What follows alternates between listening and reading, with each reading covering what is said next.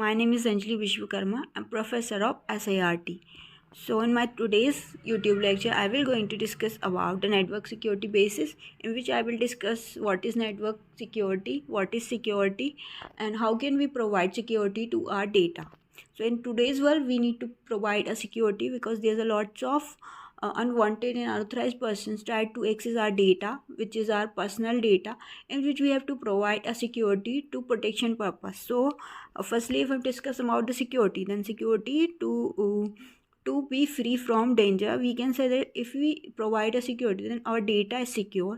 So here are different types of layers of security, which is physical, personal, operation, network, and information. Now in this I will discuss about the network security.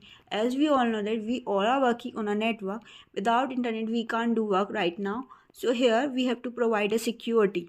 So by means of lots of techniques, we provide different type of protection, in which network security refers to an activity designed to protect your network, which protect the usability, reliability, integrity, and safety of your network. So these are things by which we can provide security. So in this there's another important technique, we can say, that is intrusion detection system, which is called IDS. Here it firstly detect what is wrong with our system, then try to recover those impurity that will be happen. So this intrusion detection system look like that. With internet, there's IDS and firewall and router. So there's lots of system that is connected with IDS, firewall, router, and internet. So this is what diagram of intrusion detection system. We can classify this intrusion detection system in two parts, that is anomaly based, signature based. Again we can classify this machine learning based, knowledge based, data mining based, and statistical anomaly based. So these are the bifurcation of IDS. So these IDS terminologies belongs to alert or alarm, false negative, the failure of an IDS system to react on an actual attack event, false positive, an alarm or alert that indicate an attack is in progress or that an attack has successfully occurred, when in fact there was no stuck attack, confidence value, alarm 50. It means we can say that there is alarm, it is type of IDS. Now we can classify these IDS, as I already told you about: signature based, statistical based. IDS operate network based, host based, application based. So one by one I will discuss about the classification of IDS. So today and right now I'm discussing about signature based. Examining data traffic in search of patterns that match known signatures, widely used because many attacks have clear and distinct signatures. Problem with this approach is that new attack strategies are identified. The IDS database of signature must be continually updated.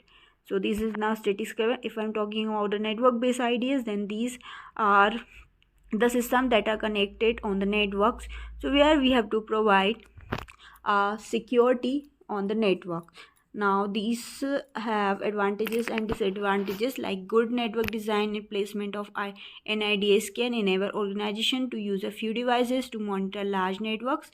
NIDS not usually susceptible to direct attack and may not be detectable by attackers. So these are the disadvantage of NIDS. Can become overwhelmed by network volume and fail to recognize attack. Some forms of attacks are not easily discerned by NIDS, especially those involving fragmented packets. Host-based, if I'm talking about the host-based IDS, then host-based IDS resides on a particular computer or a server and monitor activity only on that system. Advantage or over NIDS can usually be installed so that it can access information encrypted when traveling over network. So if I'm talking about the cryptography, there's another network security technique in which we can provide security by means changing of data from readable to non-readable. Whenever we change our data to readable form to non-readable form, it is so dangerous or so difficult to find a real pattern. So by means of cryptography, we can change our data from readable to non-readable form. So we can classify this cryptography into part, that is symmetric and non-asymmetric.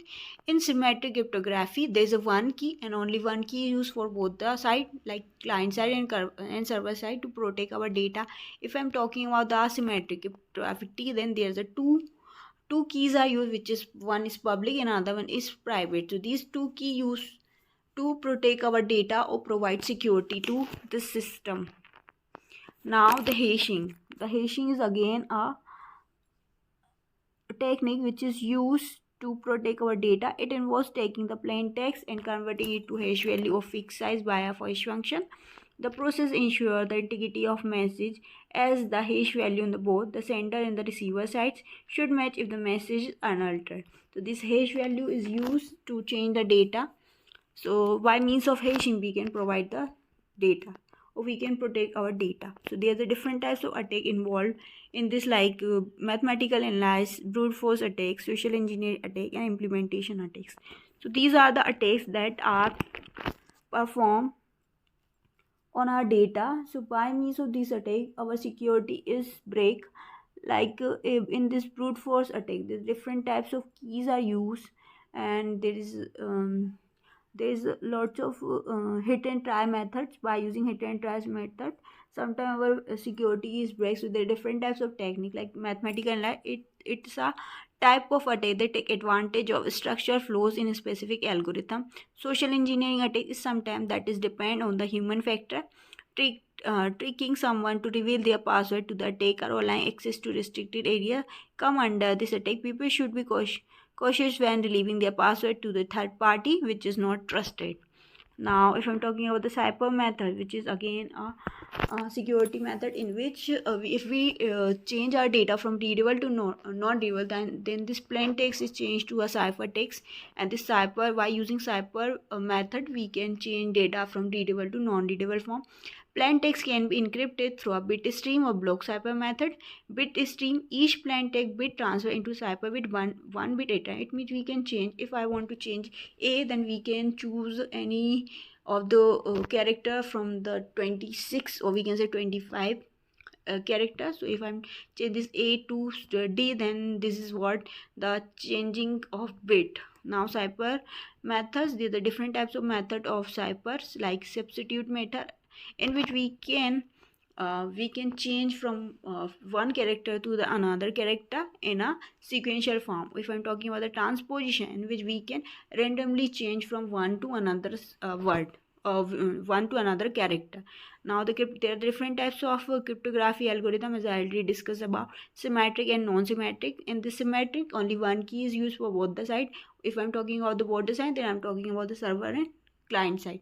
And if I'm talking about the asymmetric algorithm, then here we use two keys, which is one is public and one is private. By using one key we can encrypt the data, and by another key we can decrypt the data. So here, if in the symmetric algorithm, here only one key is used for both the tasks, like encryption and decryption purpose. If I'm talking about the asymmetric, then there's two different keys are used for the two operation, which is called encryption and another is called decryption. So there are the different types of algorithms involved in cryptography, like DES. The full form of DE is Data Encryption Standard, in which there are different types of